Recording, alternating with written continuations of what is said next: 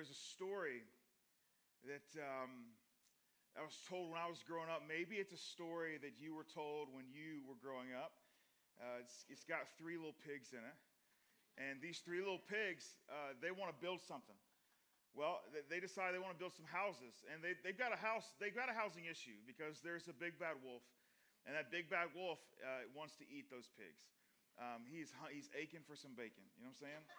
And that's what he's doing. And so they decide, you know what, the best way to protect ourselves from this big bad wolf is for us to build a house. And so they each go about doing this house building, and in their own little ways. And the first little pig is like, hey, you know what, I'm going to build this house out of straw. And so he builds out of straw, and the big bad wolf comes, and he's like, hey, let me in that house. And he's like, no, I done built the house to keep you out. That's what we do. And so, of course, the big bad wolf is like, oh, watch this. And so he huffs and he puffs, and what does he do? He blows the house down, right? And so the pig scurries. He's like, scurry, scurry, scurry. That's what a pig does when he does it. Scurry. And he goes and he scurries into the next house. And so he's in his brother's house or his friend's house. I don't know, another pig's house. And this other pig, he has built a house also, but he hadn't built it out of straw. He built it out of something a little bit better, some sticks. And so now sticks is stronger than straw. And so he goes in there, and of course the big bad wolf comes, and he says, hey, piggies, let me in that house. I'm like, no, we're going to let you in this house. And he's like, all right, watch this. And so he does the huffing and the puffing, and he blows the house down. And so them piggies, they screw, and they go to the next one. Now the third one must have actually had a job. You know what I'm saying? The third pig must have had a job because he had a house built out of brick. And they got inside this house of brick, and of course he comes over there and he's like, hey, let me in the house. And it's like, oh, you do your best. Get the huffing and puffing. And so he goes to huffing and puffing. And the moral of the story is you should build your house out of bricks, right? You should build your house out of bricks.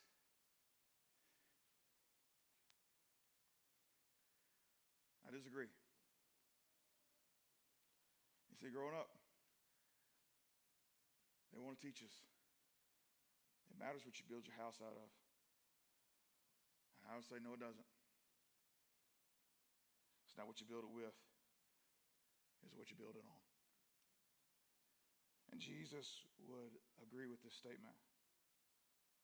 He tells a story.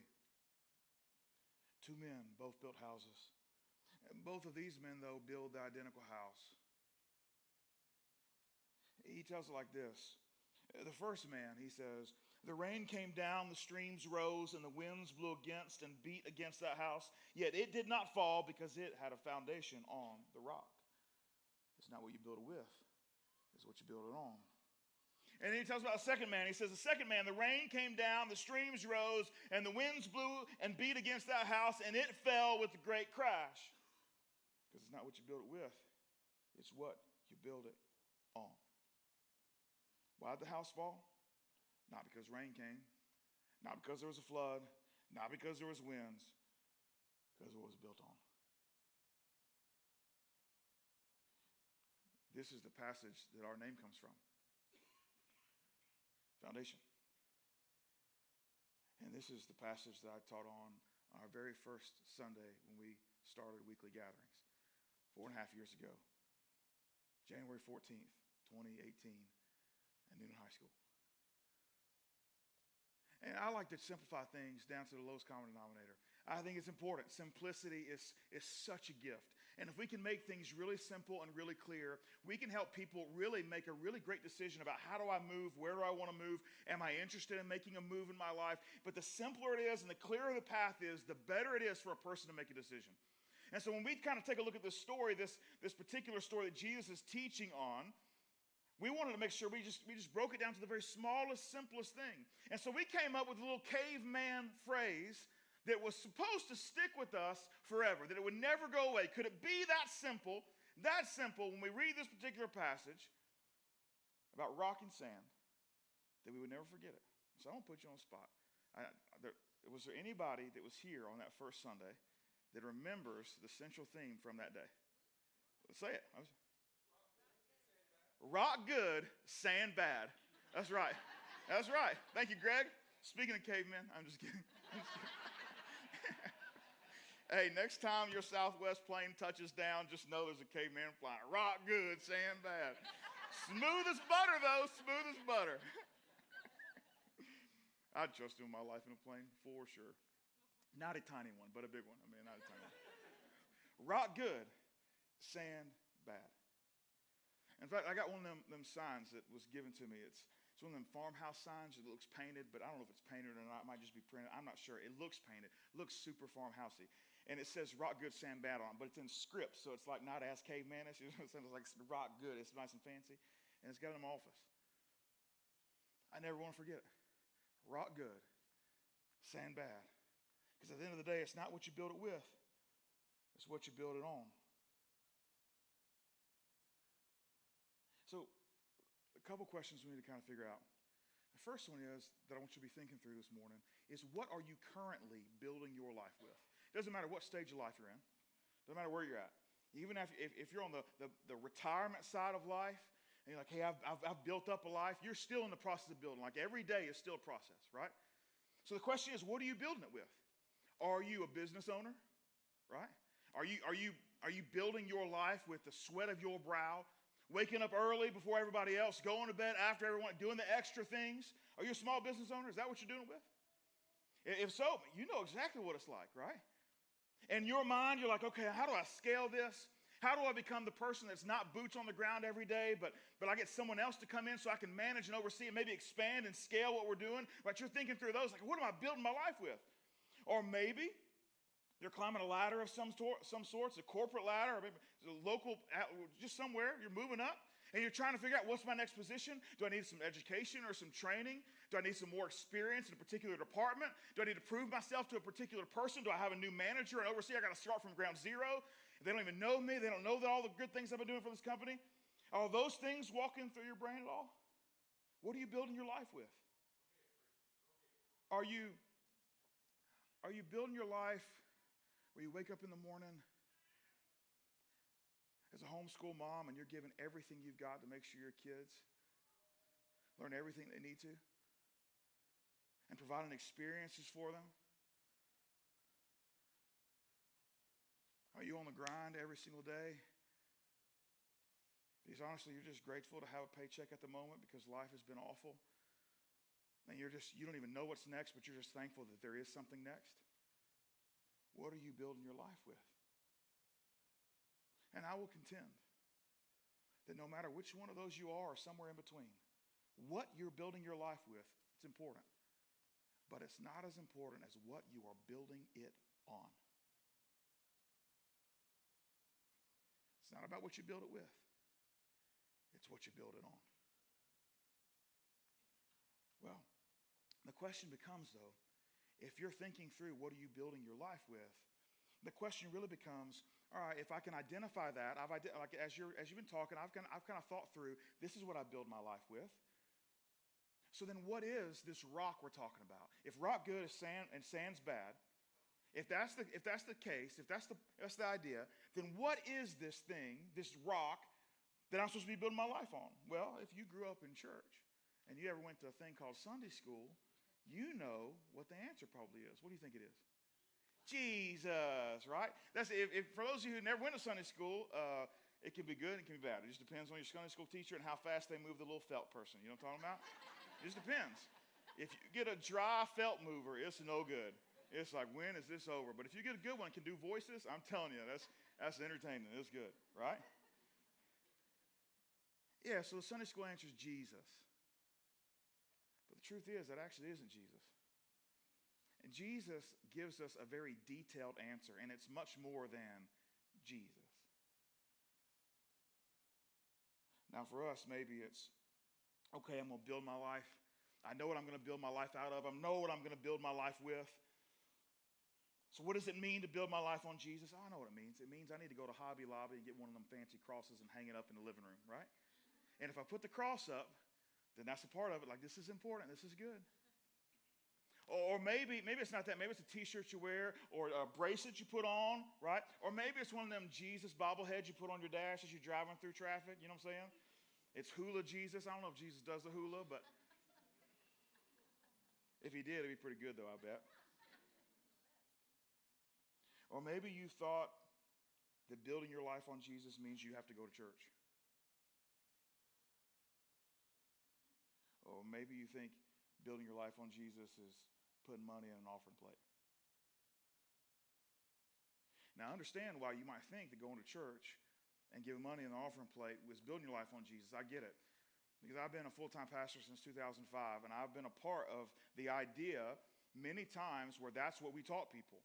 Is that, hey, if you want to build your life around Jesus, then that's what you do. You show up at church, and you put money in an offering plate. That's how you do it.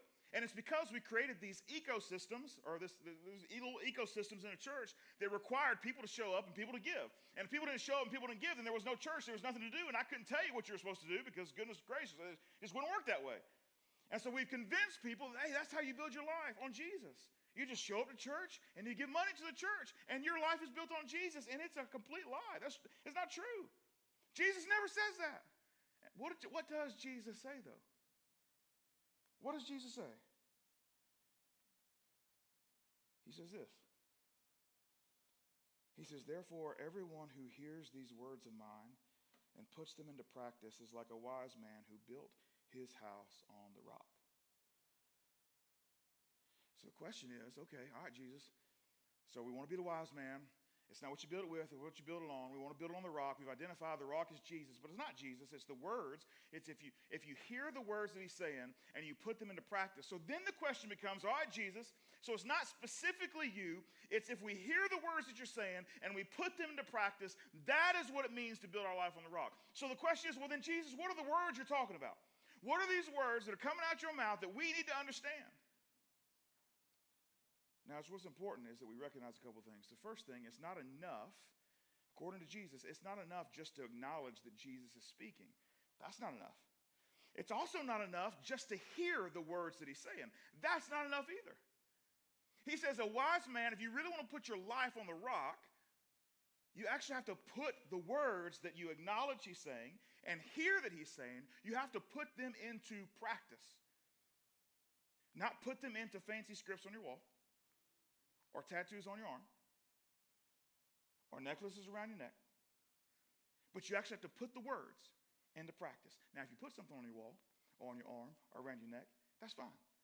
But if that's all you do and there's no put into practice, you just wasted your Hobby Lobby money. And I know tattoos are expensive, and that's a waste too, you know? It's got to mean something. You got to put it into practice. So the question becomes, what are these words of Jesus? Well, I can't read all of them to you. It would take a good little bit of time for me to read the 3 chapters we're in, but I'm going to tell you, it's Matthew chapter 5, 6, and 7. Those are the words he's referencing here. He says, hey, if you live your life, if you put into practice what I say in Matthew 5, 6, and 7, then that's like a wise man building his house, building his life on the rock. That's what it looks like. And if you choose not to follow what happens in Matthew 5, 6, and 7, it's like someone building their house on sand. Right? So let me give you a taste, just a small taste, like a 90-second taste of the words that Jesus used in those particular chapters. He said things like this: blessed are the merciful, for they will be shown mercy. He says, if we're bringing an offering to God and remember that you have an issue with your friend, that we should stop what we're doing, put our offering down, and go back and resolve the issue with your friend, and then come back to give your offering. How crazy is that? No, as churches, sometimes we teach the opposite. We're like, hey, if you will give a lot of money, that will help you get better at your relationships with your friends because it'll teach you to be generous. And God's saying, no, here's the deal. This is what I want you to do. If you're about to give offering, and in this particular time there wasn't a church, it was a synagogue or a temple. They say, hey, if you're bringing, either way, you're offering to this religious institution, this religious moment, where you're saying, hey, I'm about to give of what I have so that collectively this pool, this collection can do greater things together than we can do separately. If you're about to do that and you realize that you've got major issues with one of your friends, then Jesus says you should stop what you're doing, don't give the offering, put it down, go fix the things in the relationship, and then come back and then give the offering. It's almost like Jesus says, hey, there's something more valuable than your offering. It's like Jesus is saying there's something more valuable than what's in your bank account. And he's looking at the relationships around us and saying, hey, where's the value there? In other words, Jesus is saying, hey, your offering is actually cheapened It's cheapened when you don't value the relationships you have with others. It devalues what you bring to God. That's one of the things Jesus says. He says this. He says, you've heard it said, love your neighbor and hate your enemy. But I tell you, love your enemies and pray for those who persecute you. That's a hard one. When I read the words that we should love our enemies, immediately I start thinking about, I don't think I have a lot of enemies. I don't think. Do I have any here? I'm just wondering. We do have security, by the way. I think. For sure the kids do, but I don't know if I do. But I think through moments in my life where I probably had some folks that would be classified as enemies. This is what I know for sure. I know what it looks like to love someone. And I know what it looks like to love someone well. Like I could write that down. I could give you an answer. I know what it looks like to feel like you want to love someone and to feel like you are expressing love towards someone. And then I begin to ask myself, how do I have those feelings and have that behavior in that particular person's direction when they're an enemy? Like I'm thinking through those very specific circumstances, thinking, how do I do that? If I want to build my house on the rock, I'll have to continue to work towards figuring out how to do that. The words that Jesus says, here's a couple others. We're encouraged to pray and tell God what we need and what we're thankful for every day. That at some point in our day, we would just have this conversation, whether out loud or in our brains, just beginning to think thoughts in God's direction. This is what I'm thankful for, and this is what I need. I wanted to make sure that you knew because you want to know. And Jesus, in those words, he warns us about being religious in the public eye so that people think we're special religious people. He warns us against it. He says, hey, this is not what I want. This is not what I want out of people who follow me. I don't want you to walking around doing these religious things so that people look at you and think religious thoughts and, man, aren't they holy? Aren't they super religious? They must be really close to God because of these special religious things they're doing. Jesus warned us about it. And after hearing all of those words, Jesus has this story. He says there's two men. They both built their lives about identical. Storms came, wind blew, rain came, floods came. The one who was on the rock was left standing. The one who wasn't was demolished. What's the difference? Not what they built it with, but what they built it on. After the message, the listeners had two choices, rock or sand. When we look at the rock, just to get super practical, with what does the rock look like? It specifically looks like this. Rock is Jesus in the lead. That's what it looks like for our life. The way that we would put this here at Foundation would be that we are inconvenienced for the good of others. That's how we define serving. That if you go and do something and it's convenient for you, then you haven't crossed the line into serving. It's just like, oh, I'm here anyway. Might as well, you know. But when you become inconvenienced, all of a sudden you've stepped into now I'm serving someone. And so we look at that. We're asking the question, do I feel inconvenient in this moment? That's a good thing sometimes. Not all the times. You got to have some boundaries. You can't constantly live a life of inconvenience, right? You won't get anything done. But if you look around and you're never inconvenienced for the good of someone else, that should be a red flag for us. Jesus probably isn't in the lead. It looks like pursuing healthy families over personal ambition and desire. It means that you recognize the gift that God has given you in the family that you have. And you begin to make decisions to make sure that that stays healthy more than your desire or your ambition is met. A lot of times this means that you don't take the promotion because you don't want to miss your kids' middle school years. It means that you miss out on something that maybe you've been dreaming to do for a long time and you've been working for. But it would mean that your wife would be out a husband 6-7 months out of the year. And you just can't do that. Those are really difficult choices to make. But when you have a priority on healthy families, that I won't chase an ambition or a dream at the expense of the health of the gift of family that I've been giving. It means letting go preferences so that a team, as a team, we might accomplish more good than we could all by ourselves. This is a really big one, especially for a church. To let go of preferences so that we might accomplish more as a team than we would as an individual. Now, this is something I struggle with a ton. Because when I just have this personality that's like my way or the highway. Like that's just what it is. If you ask my elementary school teachers, they'd tell you the same thing. And I've gotten better. If you ask my middle school teachers, they'd tell you the same thing. High school teachers, they'd probably tell you the same thing. College professors, probably the same thing. If you ask my wife, she'd probably tell you the same thing. But I'm getting better, right? I'm getting better. Like it's slowly. It's a baby steps. We're a baby step in this. Now, I've learned the value of teamwork, especially here at Foundation over the last 5 years. And I know without a shadow of a doubt, in order for us to do incredible things and move the needle in this community, we won't always do what every single person likes or is interested in, but it's about us doing it together and accomplishing more together than we could if we just did it by ourselves.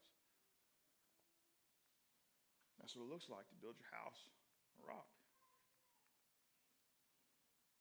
It's about placing a priority on your relationship with Jesus and his expectations for your life.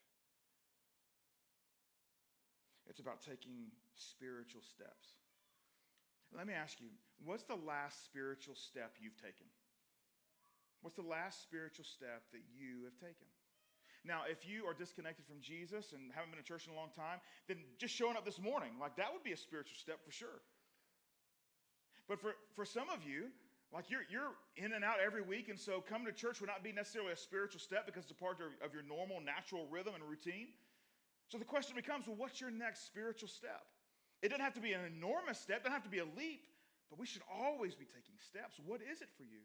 We believe so much in this baby step philosophy of spiritual baby steps. We have a staff member, and that's her entire job, is to help you discover and find and design spiritual steps for every single person. That's all she eats, sleeps, and breathes. There's a blue tent outside. It's just called the Next Steps tent. And every single week, it's open to anyone. Brooke Buchanan runs it. She was our host at the very beginning of our gathering. And that's her job, is just spiritual next steps. What is yours? You know, we have the rock with Jesus in the lead, and the other option is really simple. It's the sand. It's I'm going to do my own thing.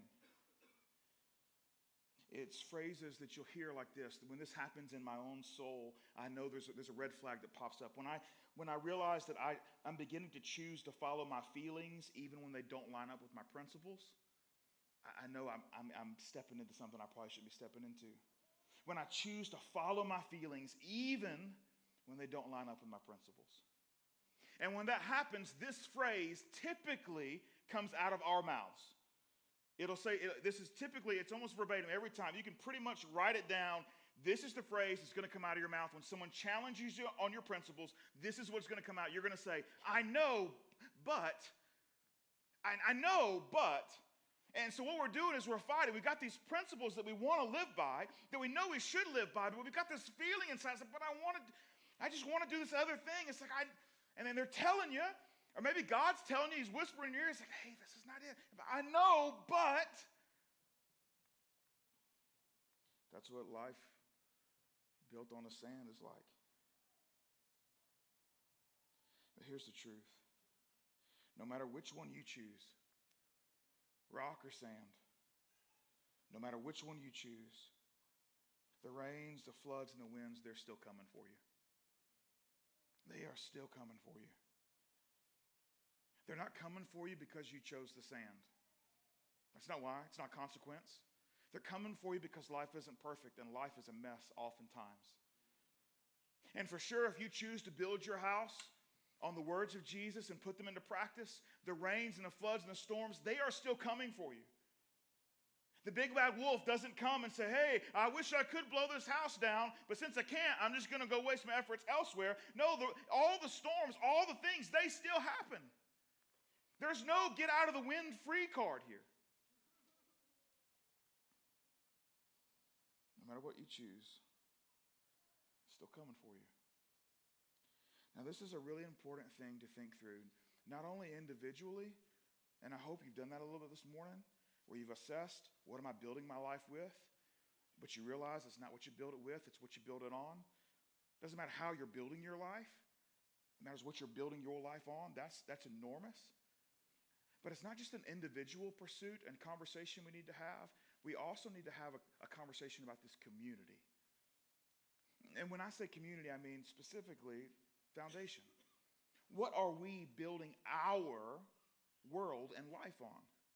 Is it rock or sand? Now, for sure, if you were to ask some folks in our community, they would probably say that we are building our house as a church out of straw. That's okay with me. I can't tell you how many people have asked about the greatest church gimmick in the history of the world, which is our ice cream truck. I've had so many people say you would rather give people ice cream than you would Jesus. Right? And it's okay. It stung at first. At first it's like, oh, that hurt. I'm going to smile still, but that hurt.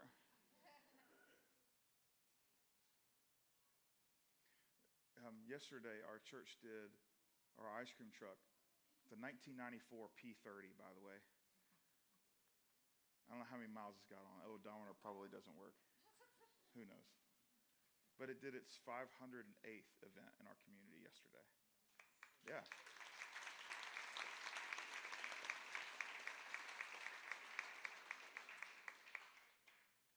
And I think the confusing thing for a lot of people is that everyone assumes that it should be doing more than it can. Everybody's looking for the track or the plan of salvation that's supposed to come out with the ice cream, and it never does. We never give anything out from it other than ice cream. But that's not its mission. The purpose and point of that truck is not to point people down a path towards saving faith. The purpose of that truck is to allow people who follow Jesus to bring a positive moment into our community's life with no strings attached. It's a simple way to serve. It's a simple way to serve organizations like Race for the Orphans or the Coweta County Public School System. Jason had 10 events this past week. In the last 6 days, we had 10 events. 9 of them were for public schools. Thousands of pieces of ice cream went out this week. Handed out by a praying, Holy Spirit-filled believer that was there to serve whoever came to the window. Whether they were kindergartners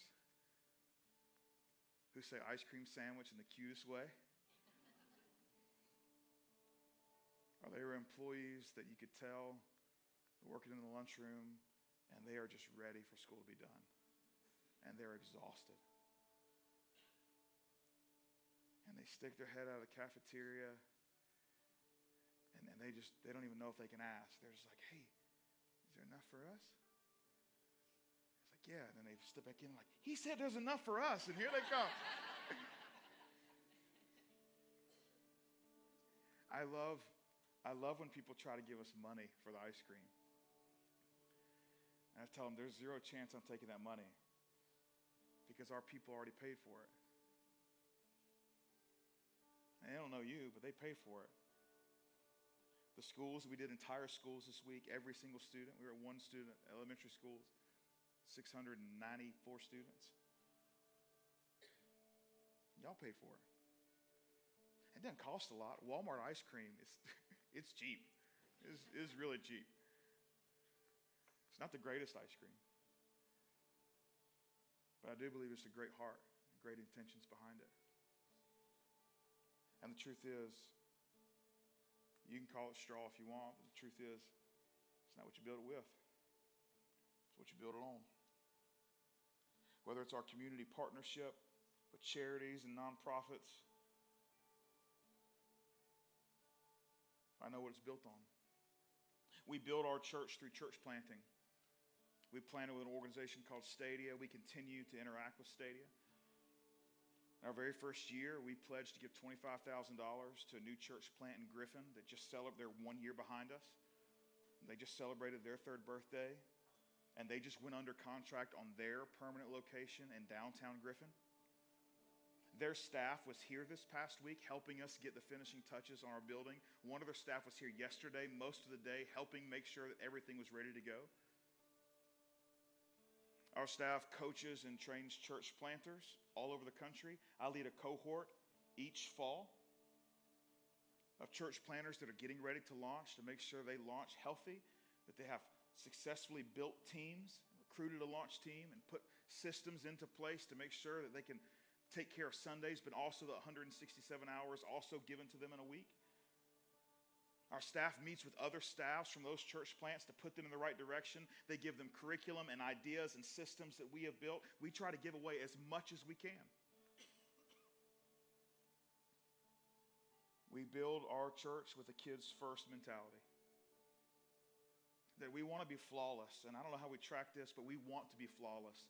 That we don't fast forward 20 years from now and have a 35-year-old or a 40-year-old or a 25-year-old walk into their pastor's office and say, hey, I grew up at a church called Foundation, and the truth is I gave my life to Jesus and I got baptized, but I had no idea what I was doing. I did it because my brother did or my sister did or my mom wanted me to on Mother's Day. That we never want that to happen. That we want every single child to say, hey, I own my faith. I didn't borrow it or inherit it. I own it. It belongs to me. We build our church by unapologetically creating weekly opportunities for people that have given up on church and given up on God to consider or reconsider Jesus. I've had people say that we are a seeker-sensitive church. No, we are seeker-obsessed because Jesus was. And Jesus had the system where he said, hey, there's a sin problem, and I'm going to give you me. So Jesus said, I'm going to give you me to take care of that sin problem. And then one after the other, I'm going to chase them all down because every single one matters. And I'm going to introduce them to the grace and mercy and love and forgiveness that comes from the Father through the gift of the cross of the Son. And I'm going to turn those people into the same life-giving extension of the church. And so everyone who's a follower of Jesus here knows that they're not the most important person on a Sunday that walks through our doors. When they were disconnected from Jesus, they were number one. But if they are connected to Jesus, they know they are not number one. And why should we be? We exist to give you an opportunity, if you are disconnected, to make a well-informed decision about who Jesus is and who he could be for you. And we won't apologize for it. That's what we build our church on. Because that's what Jesus has asked us to do. And we read very clearly in the passage we get our name from that the wise people not only acknowledge Jesus is talking, not only hear what he says, but the wise people put it into practice. I'm confident that Foundation has a solid foundation because the storms have come. Every year in our past, starting in 2017, there has been a significant disruption. From losing $90,000 in a 48-hour period of support, I'll get into that story the first Sunday of October if you want to hear it. From a white nationalist rally disrupting our downtown community, to COVID and sending us online and not having any place to gather because we were waiting on the school system to give us an opportunity.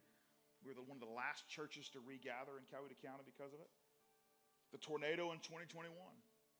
Every single year, there's something enormously significant that disrupts everything. The storms have come, but we're still standing. And the truth is, we're not just standing, we are stronger and larger than we've ever been. And if you sit here in this new building today and think that we have arrived, you're wrong, and you don't know enough about what we are as a church. This building is not what we're building. This building is just a piece of what we will continue to build with. That's why we call it Base Camp. Now, Now, we have an issue that happens with people sometimes where we have this stuff and we take it a little too seriously. But we shouldn't. Anybody have coffee this morning? You have coffee? Can I have your coffee?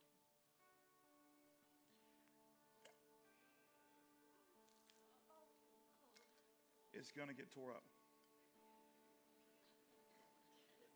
It's going to get stained.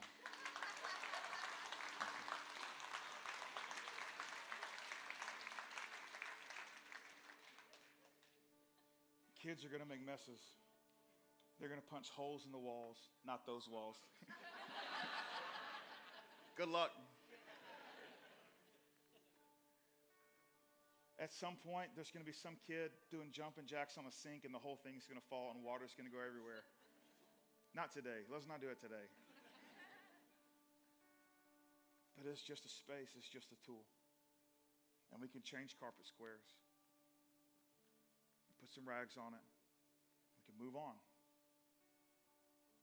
Because this place is not very important when we look at the people who are sitting in it, but even more so, the people who are outside the walls. Because we're not building a church. We're building a movement. A you belong here movement. Where people are the destination and Jesus is in the lead. We choose the rock. We choose Jesus. We choose to acknowledge that he's speaking, to hear the words that he's saying, and then we need the courage to continue putting it into practice. We will not choose the easy way. We won't choose to rest on past success or past accomplishments. We will not continue to say, well, this is the way we've always done it. We will be open to innovation. And I promise you, we will not choose this building. We will give it up. We will give it up if it comes between us and creating this You Belong Here movement. It's just concrete. It has no heart. It has no soul. Real estate, folks, they'll put a value on it. But you can only put values on things that are actually pretty cheap. And people are priceless.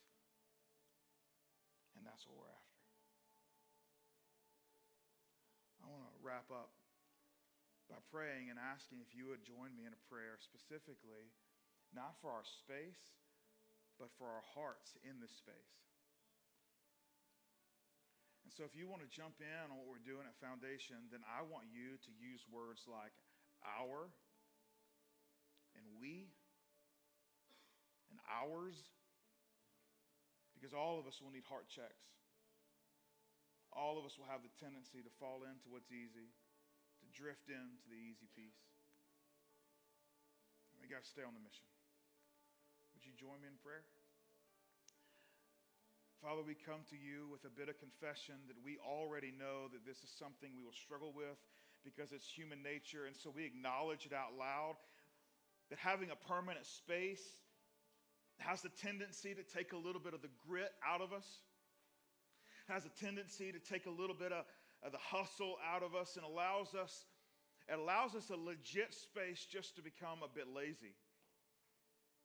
Where constantly it's just, well, we've got a space, let's invite the community to come to us, and that is never what we see in the words of your son Jesus.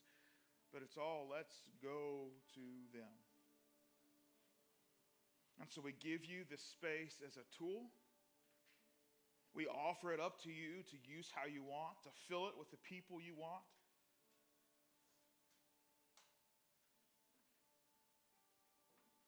And Father, we pray for our own hearts, that we would stay focused on you and the mission that you have given us here in this community.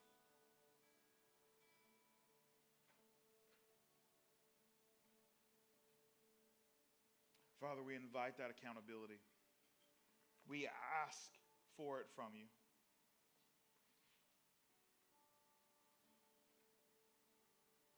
Thank you for what you've given us. Our prayer is we do right by you with it. In the name of Jesus, amen.